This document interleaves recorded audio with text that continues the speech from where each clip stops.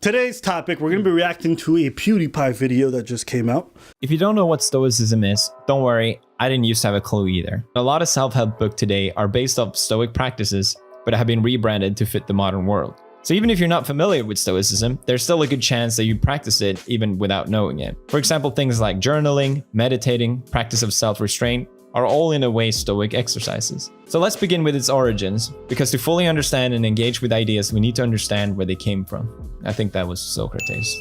I love the origin of Stoicism. Its foundation comes from its own name, which in Latin is Stoa. Unlike Aristotle and Plato, who had their famous grandiose schools, Stoa meant simply a painted porch. Epictetus described what the fundamentals of Stoicism is. There are things in life you can't control, and there are things that happen without our control or beyond our control. According to Epictetus, we should calmly accept when things out of our control happen. But we as individuals can, however, control our own actions through self-discipline. Now, that's the definition I knew. I didn't know its origins or any stuff. And I'll be honest with you, when I popped in this video, I didn't expect all this information on philosophers. I didn't know what it was. Stoicism? It's a complicated word. I didn't know the definition of Stoicism. Yeah. But I do it. That's what I do. That's pretty much my way of life. I was just not putting a word on it. I was just like, I'm a real nigga. Right. I mean, what does that mean? Stop being a little over this. Can't change it. Move the fuck on. Yeah. There's nothing you can do about it. No. You want to cry about it because it's gonna feel better? Cry. You broke up with your boyfriend? Cry. Listen to that song. Get over it. Yeah. So I didn't know that was the word for that. Yeah. Stop being a bitch was what I said. I was in the army, and so that is the definition of having to be stoic. Basically, you can't control most of your day-to-day decisions. That is, so just focus on when you can control. But even in my personal life, I'm like that. That's why I like this quarantine, most of the stuff around me when it's terrible. If I can't control it, I'm not going to stress it. They make the most out of it. And it's interesting because I have conversations with people, and they'll be like, but how are you not bothered by this? I'm like, how can I stop this? I've lost 40 grand. I've lost most of my income. How am I going to get mad? Can I control it? Can I stop this epidemic? I'm going to be more mad about like a mosquito in my house or in my room when I'm trying to sleep. Really? I could squash you. Yeah. So I'm going to be like, yo. Do you know what does get me upset that I try to control a lot? Is when I don't do the work I'm supposed to do, or when I know I could have done better and I don't. That's when I get upset with myself. Yeah, but you could do something. That's my whole point. So I only get annoyed with things that I know I could have controlled. But even then, I know it's not good to be annoyed or to be angry about it. So I control that emotion as well. And I could get mad over things I cannot control.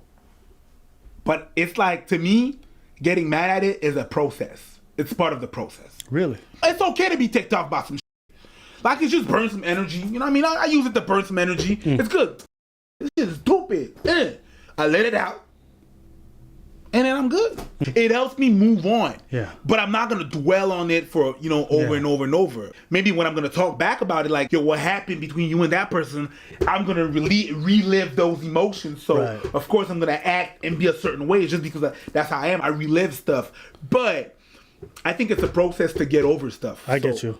I guess probably in your day-to-day life, that's probably not a problem. I think for me, especially, for example, in a crisis, I have no time for none of that. When it's a crisis time, I don't care how stupid the decisions that are being made. My whole thing is, what is the most pragmatic solution? Let's get through this. I'm only thinking logically because, I can control my emotions, and it's necessary for me so we can get to the best place possible. You know when they talk about keeping a journal and writing it down? This is me keeping a journal and writing it down. Some people, the way they just, today. It's your meditation. This is my meditation. I get you. Me walking like this and yeah. I feel you. That's me meditating. That's your form of meditation. I'm not mad at that. All right, let's keep going with this video. I used to study a fair bit of Buddhism, and what struck a chord with me was the idea of reincarnation. If you live a virtuous life, you will be rewarded in the next. But if there's no reincarnation, then you still lived a virtuous life. Marcus had the same sentiment, but put it way more eloquently. Here's another quote from his meditations. Live a good life. If there are gods and they are just, then they will not care how devout you have been, but will welcome you based on the virtues you have lived by. If there are gods but unjust, then you should not want to worship them. If there are no gods, then you will be gone, but will have lived a noble life that will live on in the memories of the loved ones. This is crazy to read, because this is like the conclusion I came up to when I was like 12. Like growing up in just a Muslim family, I'm serious. I'm like, I'm not about this, so I'm not going to pretend.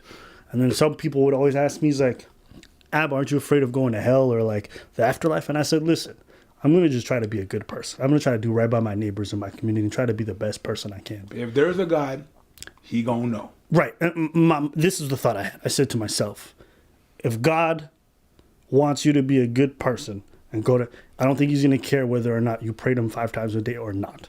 I show up at the doors. I've been a good person. You let me in. And if a God won't let you in just because you didn't pray, then that's probably not somebody I wanted to worship anyways. That's how I felt. So I didn't poo-poo other people's religion. I just said to myself, I'm going to just do right by people. You feel me? I'm like, and I remember I would have these conversations, and I remember I bring up that girl who grew up in a Christian family. She was just like, yo, you're going to burn in hellfire for the rest of your life. And I was like, because I don't know the word of God. And she's like, that's the way it is. And I remember thinking to myself, but why? There's people who literally lived in the Amazon their whole life and never heard of your religion. And they deserve to also... Yep. That's probably not somebody I want to spend the rest of my eternity with. And they probably haven't done anything wrong. No. But fuck them. So to me, it's just kind of crazy to read this because this is a conclusion I came up to when I was young too. Just like Nietzsche said, he who has a why to live for can bear almost any how. If you have a purpose, you can live through any pain and suffering. The purpose for the Stoic is virtue, and it turns any pain on its head. That's what makes Stoicism so powerful and timeless that it's still practiced today. Memento Mori, to not let it frighten you, but remind you to live life with virtue. Memento Mori, by practicing Stoicism, there is no pain and suffering in this world that you can't endure. Memento Mori, nothing can be taken from you, for a Stoic only values virtue. I like that line. Nothing can be taken from you, for a Stoic only values virtue. When we say, boo boo, if you have values, you can't be bought out. Remember when we talked about that quite a few times? Where we said like, oh, all these people love to talk about, I have this as a value, I have this as a value. Money becomes involved and someone threatens that, and all of a sudden they drop their values for income. You know, and I'm like, but did you really have values, or did you just have ideas that you like? I don't know. For me, this is like all interesting to see this written because these are ideas I've always liked, and it's cool to see that these have been here for thousands of years. And it always brings up to that same adage that like nothing is new under the sun. There's a coin I have home. It's Memento Mori. It's actually written on the coin. Memento Mori, what it means is really just like you will die. Yeah. So just live your day how you live your life how you should live your life. And just make the best out of it. I agree. Right? There's nothing you're gonna change. At the end of the day, remember you could die. So don't be stressing over. Hey. So yeah, absolutely. Memento Mori, any suffering and pain will be an opportunity for you to display and practice your virtue. That's another idea I really like in that voice thing, is that you don't have values until they're tested. It's easy to believe in all these ideas. Super easy. But it's not until you have to sacrifice for those virtues, and I mean truly sacrifice, that they really become inked in you as a person. You know? And that's a hard thing for people to understand if they haven't been through it. But there is something really peaceful about knowing what your values are because they've been put to the test. Like, I know what I will never do. I know in actions I will never engage in because of the fact that I've been through it already. So, yeah, that's another one that I really like. That's funny. You know why? Because I always tell people never seek out comfort. Seek out a life of suffering and difficulty, because through that suffering and difficulty, you're going to find a sense of peace. You're going to find a sense of who you are because you've been through. And you're going to understand what it means to be you, Because in comfort, anyone can pretend to be. But it's really when you're uncomfortable that who you are gets really tested. Yeah, it gets tested, You have to go through. Yeah, seek out the struggle. Doesn't mean make stupid decisions. But go test it out. Sometimes they are stupid decisions. And you're going to look at them in hindsight. But you have to be brave.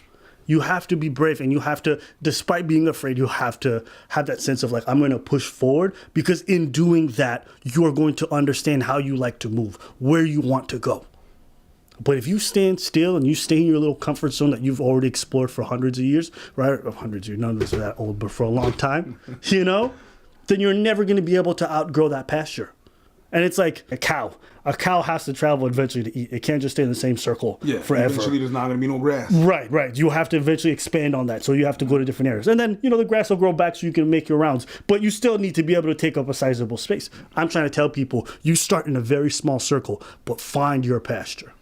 Memento Mori. By living life to the fullest, you are also ready to let go at any moment, to not meet death with fear or anger, but rather welcoming because some things you just can't control.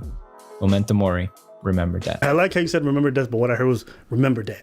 Yeah. And I was kind of hoping that Memento Mori back in the day, like, yay, nigga, remember that. Yeah, Memento Mori, mother.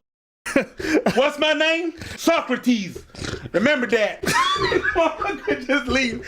Memento Mori. Philosophy. Philosophy. Philosophy. Remember that.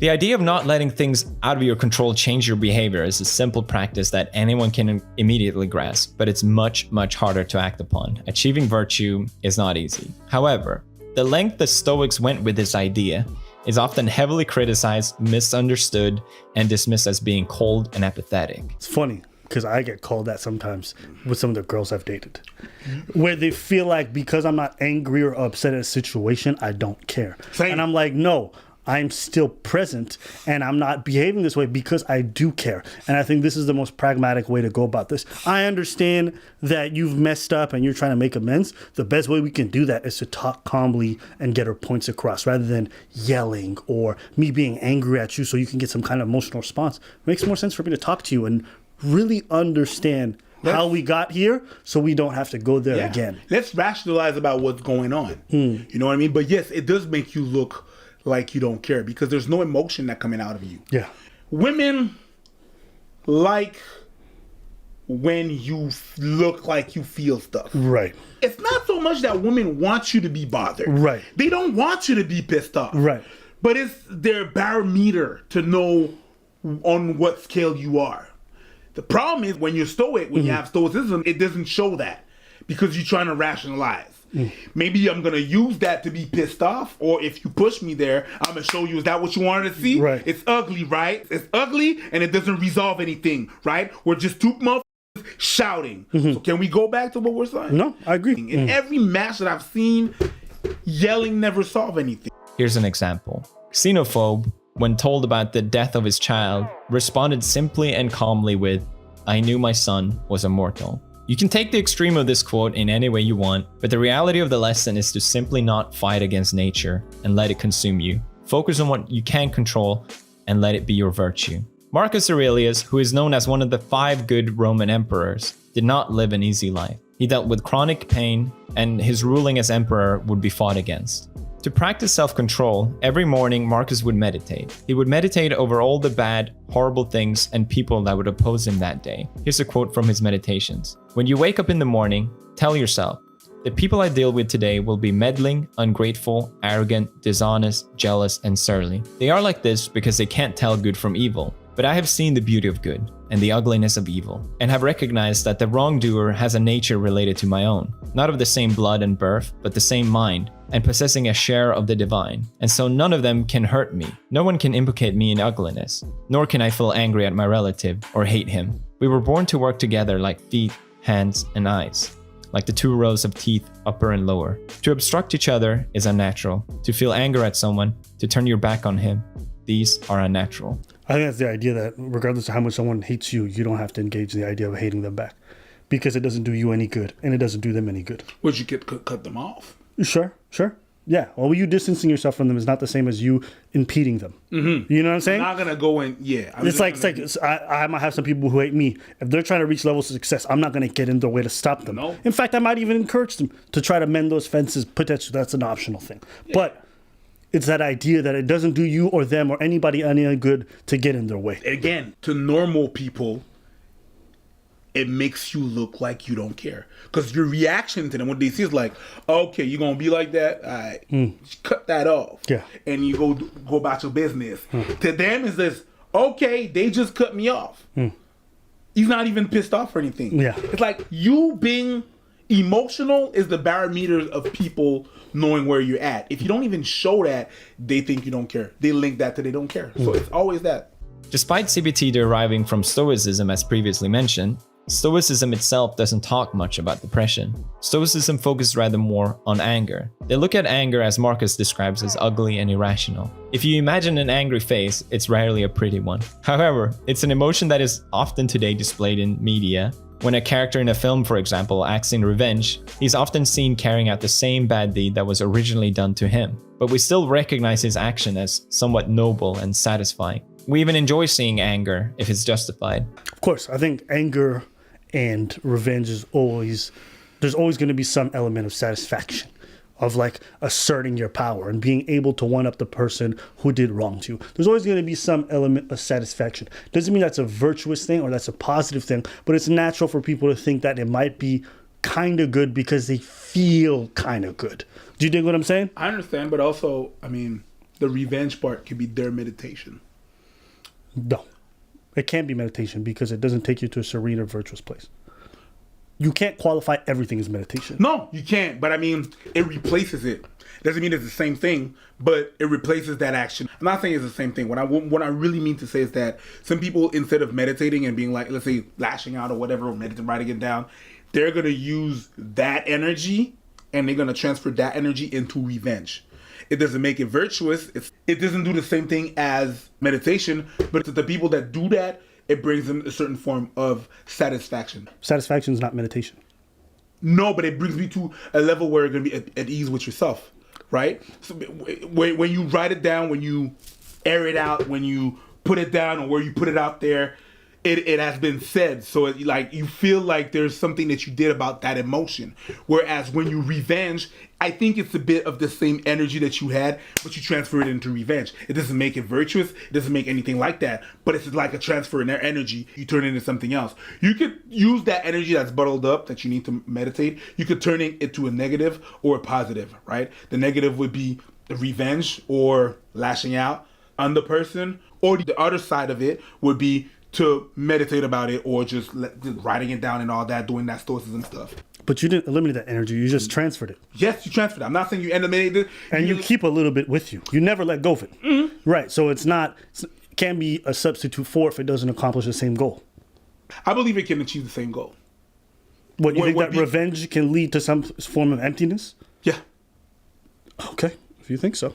Marcus, however, received the word one day that his close friend and general, Avidius Cassius, had betrayed him. Cassius had found out a rumor that Marcus was close to death, and possibly even dead. And so Cassius took this as an opportunity to declare himself as the new Caesar. A betrayal of this magnitude would enrage and upset anyone if it happened to us. But what Marcus did, especially for the time being, was astounding. He did nothing. He didn't want to cause panic among his people if the word got out of the betrayal and confusing of ruling. He instead acted rationally, without anger and without hatred, and made the announcement that he will march against Cassius, not to kill him, but to capture him. When a friend betrays us, we have every right to get angry. But Marcus controlled this anger. He even mentioned that he hoped Cassius would not kill himself in shame before his arrival. For Marcus' coming would be a great testimony of his virtue. Marcus managed to not just calm himself, but his people, and while doing so, he did what needed to be done, which was to secure the empire, and he succeeded. Plato long before him said that philosophers should be kings. This act of Marcus was a true testimony to that statement. A famous Stoic quote once said, "It is not possible to live well today unless you treat it as your last." Death is always near in Stoicism. Marcus meditated heavily on this theme as well. It might seem morbid, but it helps remind oneself to live in the moment. It helps you build virtue, build character, and prepare yourself to be ready to depart at any moment. Marcus would meditate every evening to remind himself to be grateful for every day. To me, this is the most powerful part of Stoicism. It's called Memento Mori. Remember that. You might have heard it before. All right, well, that was it for today's video. It's good. It's pretty Those good. are good. Yeah, I just didn't know there was a name for it. Yeah, when this guy isn't doing Gaming.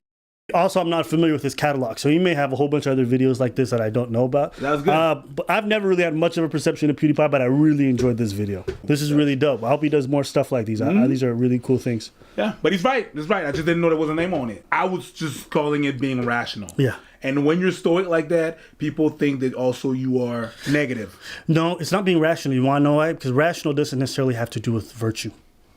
Virtue is a sort of like you're talking about your ethics and your codes to live by. You dig what I'm saying?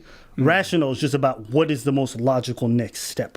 But it doesn't necessarily mean that you're going to be virtuous because you're logical. There are plenty of people who are evil who are rational. Irrational. That's correct. I felt like the part about the Greeks and its history was super insightful for me because I didn't know it went that far back. So it was a cool little history lesson. 2 things I wanted to bring up to you in light of this video. Do you think about death? It's funny that you said that because I was thinking about that when he was talking. And that was a discussion with me and my girl at some point because she saw the way I was reacting to death. And she was like, what is wrong with you? Right. Again, I looked like I didn't care. And it's not so much that I didn't care. It's just that I was laughing when he said that. Yeah, I know my son was immortal. I had to deal with death, unjust death that I believed that it was when I was a kid, really young. So, and at some point it was like happening like every month. And I was like, it was much. And the way to protect myself was just to whenever I meet someone or someone is new or is I meet that person is going to die. And she said, so the first time that we met, the first time that we went out together, you said that? Yeah. I was like, it's fun what we have now. But at some point, you're going to die. At some point, you're not going to be there. At some point, all this is going to be gone. Right. Whether because we're not going to be together or because you're actually going to be gone or I'm going to be gone, whatever. You're going to leave my life, right? So, and that's for everybody. When I was a teen, I started imagining everybody being dead. My mom, my dad, my sister, all my relative, everybody. So I kind of got okay with that. The turning point for that was when I was in first year of high school. One of my friends, she died, tragic moment. And I said like, yo, I got to get used to it because if I don't prepare myself to that, it's going to be too much. I have to prepare myself or else this life is going to be really hard because that's just a reality. Everybody I know is going to leave. So up to now, I've been good with death and I've been good with sickness as well. I mean, this is the people around me that don't really take it well because they see the way my mom when she was sick, she was like, yo, you don't look like you care. Like, yo, it's either we're gonna go through this or we're not. Let's just make sure that everything is done right so that you do. So the death thing, I'm kind of okay with it. It's part of life. That was my way to protect myself. That's interesting. I like that. Well, that's it for today. That was the only question that you had? Yeah, that's it. That's what I asked you. I want to get your input. Well, how did you deal with that? I don't know yet, so we'll probably have to talk about that another time. Okay. But that's it for today's video. We want to hear your thoughts. Let us know in the comments below.